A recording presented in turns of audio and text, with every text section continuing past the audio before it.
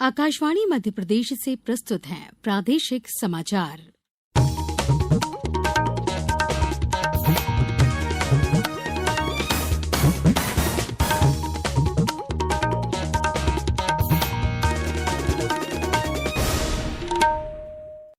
नमस्कार, समाचारों के साथ मैं पूर्वा त्रिवेदी। सबसे पहले इस बुलेटिन के मुख्य समाचार।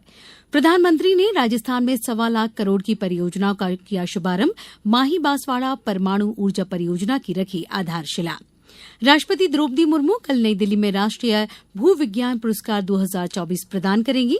मुख्यमंत्री डॉ मोहन यादव ने सागर में 200 करोड़ के विकास कार्यों की दी सौगात। अन्य सेवा जागरूकता कार्यक्रम किया लॉन्च। और एशिया कप में आज पाकिस्तान बांग्लादेश की भिड़ंत, जीतने वाली टीम फाइनल में भारत से खेलेगी। अब समाचार विस्तार से। प्रधानमंत्री नरेंद्र मोदी आज भारत मंडपम नई दिल्ली में वर्ल्ड फूड इंडिया 2025 में शामिल हुए। ये 4 दिवसीय कार्यक्रम 25 से 28 सितंबर तक आयोजित किया जाएगा। इस कार्यक्रम में भारत के खाद्य प्रसंस्करण क्षेत्र, खाद्य स्थिरता और पोषक तथा जैविक खाद्य उत्पादन की विशेषताएं प्रदर्शित की जाएंगी। इस दौरान खाद्य प्रसंस्कृत और उद्योग मंत्री चिराग पासवान भी मौजूद रहे। प्रधानमंत्री नरेंद्र मोदी ने आज राजस्थान के बांसवाड़ा में 1,22,000 करोड़ रुपए से अधिक की विकास परियोजनाओं का लोकार्पण और शिलान्यास किया। उन्होंने माही बांध के पास माही बांसवाड़ा परमाणु ऊर्जा परियोजना की आधारशिला रखी, जिसमें 700 मेगावाट क्षमता की 4 इकाइयां स्थापित होंगी। राजस्थान की धरती से आज बिजली क्षेत्र में भारत के सामर्थ्य का एक नया अध्याय लिखा जा रहा है। आज राजस्थान, मध्य प्रदेश, आंध्र प्रदेश, कर्नाटका और महाराष्ट्र में 90,000 करोड़ रुपए से ज्यादा के बिजली प्रोजेक्ट शुरू हुए हैं। 90,000 करोड़ रुपया से ज्यादा के प्रोजेक्ट एक साथ शुरू होना ये दिखाता है कि देश आज बिजली की रफ्तार से आगे बढ़ रहा है। प्रधानमंत्री ने बांसवाड़ा में राजस्थान, महाराष्ट्र, मध्य प्रदेश और कर्नाटक के पीएम कुसुम परियोजना के लाभार्थियों के साथ बातचीत की। प्रधानमंत्री ने सौर ऊर्जा, पेयजल, स्वास्थ्य, राजमार्ग और रेल सेवाओं से जुड़ी परियोजनाओं का भी शुभारंभ किया। जनसभा को संबोधित करते हुए उन्होंने कहा कि जीएसटी सुधारों से घरेलू खर्च में कमी आई है। उन्होंने जनजातीय समुदायों के सम्मान और सशक्तिकरण के लिए सरकार की प्रतिबद्धता दोहराई। राष्ट्रपति द्रौपदी मुर्मू कल नई दिल्ली में राष्ट्रीय भू विज्ञान पुरस्कार 2024 प्रदान करेंगी। समारोह राष्ट्रपति भवन सांस्कृतिक केंद्र में होगा। वर्ष 2024 के लिए कुल 12 पुरस्कार चुने गए हैं। प्रोफेसर श्याम सुंदर रॉय को आजीवन उपलब्धि पुरस्कार और भारतीय भूवैज्ञानिक सर्वेक्षण के वरिष्ठ भूविज्ञानी सुशोभन योगी को राष्ट्रीय युवा भूवैज्ञानिक पुरस्कार से सम्मानित किया जाएगा। इस अवसर पर केंद्रीय कोयला एवं खान मंत्री श्री जी किशन रेड्डी और राज्य मंत्री श्री सतीश चंद्र दुबे भी उपस्थित रहेंगे।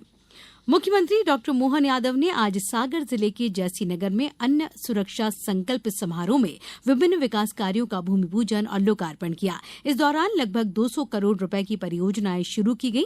मुख्यमंत्री ने मुख्यमंत्री अन्न सेवा जागरूकता कार्यक्रम और सिटी गैस डिस्ट्रीब्यूशन योजना के सिंगल विंडो पोर्टल का शुभारंभ किया। उन्होंने कहा कि जैसे नल कनेक्शन से घर घर पानी पहुंच रहा है, वैसे ही इस योजना से गैस कनेक्शन उपलब्ध होंगे।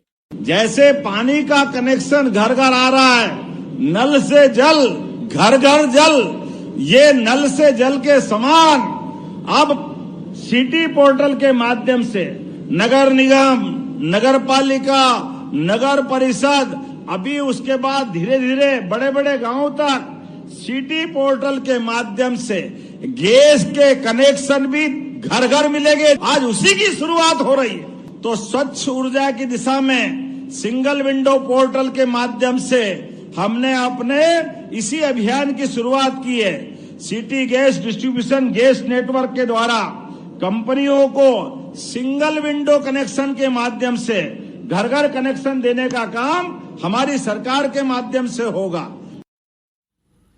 कार्यक्रम में डॉ यादव ने जैसीनगर का नाम बदलकर जय शिवनगर करने की घोषणा भी की।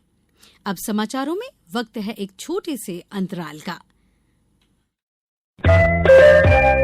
ये समाचार आप आकाशवाणी मध्य प्रदेश से सुन रहे हैं। ये समाचार बुलेटिन YouTube पर Madhya Pradesh news All India radio channel पर और Facebook साथ ही X प्लेटफॉर्म पर AIR न्यूज भोपाल पेज पर सुने जा सकते हैं। इसके अलावा आप हमारी वेबसाइट newsonair.gov.in पर अथवा न्यूज ऑन AIR ऐप पर भी समाचार सुन सकते हैं। समाचारों में एक बार फिर आप सभी का स्वागत है। अगली पीढ़ी के जीएसटी सुधार भारत की अप्रत्यक्ष कर प्रणाली को सरल बनाने की दिशा में एक महत्वपूर्ण कदम है। अब लोग 22 सितंबर से लागू जीएसटी सुधारों का लाभ उठा सकते हैं। नए ढांचे के अंतर्गत जीएसटी परिषद ने 5%, 12%, 18%, 28% की पूर्व की 4 स्तरीय संरचना को 5% और 18% की 2 स्तरीय संरचना में बदल दिया है। विभिन्न वस्तुओं और सेवाओं पर कर की दर कम होने से नागरिकों को काफी राहत मिल रही है। नेक्स्ट जनरेशन जीएसटी सुधारों के तहत सरकार ने कारीगरों, व्यापारियों और ग्राहकों को राहत प्रदान करने के लिए हस्तशिल्प क्षेत्र में टैक्स में बड़ी कटौती की है। सरकार ने लकड़ी, पत्थर और धातु से बनी मूर्तियों पर टैक्स दर को 12% से घटाकर 5% कर दिया है। टैक्स में कमी से पेंटिंग, हस्तनिर्मित मोमबत्तियां, लकड़ी से बने सामान और मिट्टी तथा टेराकोटा से बने बर्तन सस्ते हुए हैं, जिसका लाभ ग्राहकों को मिल रहा है। इसी प्रकार कॉटन और जूट से बने हैंडबैग और शॉपिंग बैग पर भी टैक्स दर को 12% से घटाकर 5% कर दिया गया है, जिससे इन वस्तुओं की खरीदारी में भी बढ़ोतरी दर्ज की गई है। जीएसटी ढांचे में हुए सुधारों पर बात करते हुए व्यापार विशेषज्ञ दिलीप बैद ने कहा कि हस्तशिल्प पर जीएसटी दर में कमी से भारतीय बाजार को बढ़ावा मिलेगा। त्योहारों के मौसम में हस्तशिल्प क्षेत्र में सुधार से जहां ग्राहकों को फायदा मिल रहा है, वहीं इस क्षेत्र के कारीगरों की भी आजीविका बेहतर हुई है। दृष्टि पुनियानी के साथ सौम्या शरण, आकाशवाणी समाचार, दिल्ली। प्रधानमंत्री नरेंद्र मोदी के नेतृत्व में सरकार सेवा और सुशासन के मंत्र से प्रेरित होकर परिवर्तन और प्रगति लाने के लिए अथक प्रयास कर रही है। आज इस विशेष श्रृंखला सेवा पर्व में हम आपके लिए ला रहे हैं कि कैसे मोदी सरकार ने रक्षा उत्पादन को मजबूत किया है, जिससे भारत आत्मनिर्भर बना है और वैश्विक रक्षा बाजार में एक उभरती हुई शक्ति बना है। रक्षा उत्पादन में आत्मनिर्भरता नरेंद्र मोदी सरकार की सबसे महत्वपूर्ण प्राथमिकताओं में से एक है। ऑपरेशन सिंदूर के दौरान मेड इन इंडिया की ताकत देखने को मिली। प्रधानमंत्री मोदी ने आत्मनिर्भर भारत के महत्व पर जोर दिया। ऑपरेशन सिंदूर में देखा मेड इन इंडिया की कमाल क्या थी। दुश्मन को पता तक न चला कौन से शस्त्रास्त्र है, ये कौन सा सामर्थ्य है, पलक भर में उनको नष्ट कर रहा है। सोचिए, अगर हम आत्मनिर्भर न होते, क्या ऑपरेशन सिंदूर इतनी त्वरित गति से हम कर पाते? पता नहीं कौन सप्लाई देगा, नहीं देगा, ताजो सामान मिलेगा, नहीं मिलेगा, इसी की चिंता बनी रहती। लेकिन हमें मेड इन इंडिया की शक्ति हमारे हाथ में थी, सेना के हाथ में थी।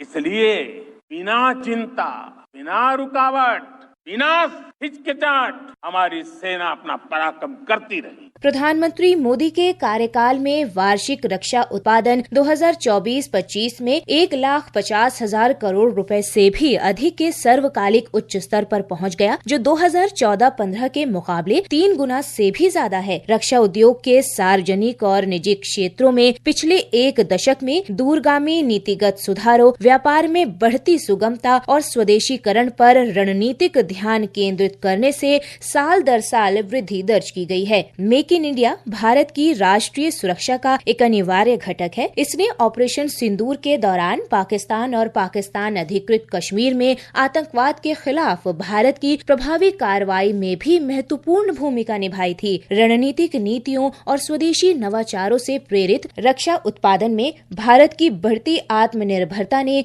राष्ट्रीय सुरक्षा और वैश्विक प्रतिस्पर्धात्मकता को बढ़ावा दिया है। बढ़ते निर्यात और मेक इन इंडिया जैसी पहल अंतर्राष्ट्रीय रक्षा बाजार में प्रमुख क्षमता बनने की देश की प्रतिबद्धता को दर्शाती है। आनंद की रिपोर्ट के साथ समाचार कक्ष से सरफिरोजी।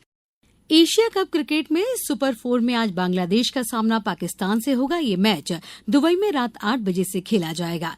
इस मैच की विजेता टीम का मुकाबला फाइनल में भारत से होगा। कल भारत ने सुपर 4 में बांग्लादेश को हराकर फाइनल में जगह बनाई।